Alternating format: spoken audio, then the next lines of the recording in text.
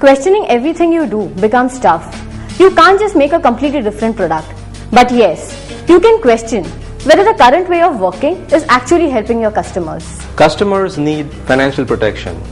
The debate whether insurance is investment or investment is insurance is unnecessary.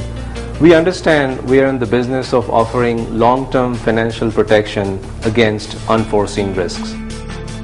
Risks faced are not just due to death, but also due to living too long when you don't have enough money. Actually, it's more painful than untimely death. To cover the full spectrum of lifetime risks, we like to offer protection, savings, health and pension plans. Protection and health plans take care of financial risks of untimely death and bad health, but savings and pensions are necessary to make sure you have enough money while you live. When we think of making a product, we begin thinking like the customer himself. It makes it a lot easier to analyze the need and study their profile, making product development meaningful. This process helped us realize that our customers want simplicity, fair price, good service and honest advice. These are the basics of every product we offer. We try hard to stay simple. It's not easy.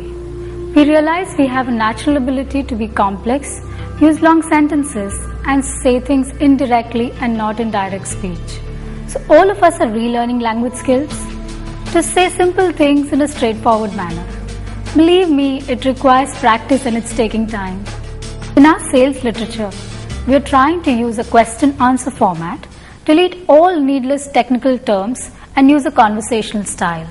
The tough thing is not to just talk about the highlights of the product, but its risk factors as well. Every product has its pluses and minuses. It suits some and doesn't suit others. So the question is, how do you develop confidence in the salesperson to say both and still get the sale done? The trick is, customers actually like honesty. They innately know every product has some small print. Why not say it ourselves before they find out? Let's talk about price. We accept we are in the business to make money, so profits are important and the price needs to be fair between diverse stakeholders. If we offer too low a price, we may not remain in business too long, and that's not fair to the customers who have already invested with us. If we charge too high, that's a rip-off of unsuspecting clientele. So we do a fine balance of offering a fair price that gives a competitive value to the customer and covers our expenses and reasonable profit margins. Expenses? They must be controlled.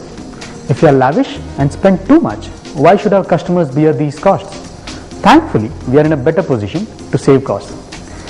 We have an in-house network of 4,500 bank branches, helping us distribute our products and reach our customers across 1,000 cities and towns. The money we save on distribution helps us price our products very fairly. We look at other costs also closely. Most of the work for which companies engage vendors, we do it ourselves.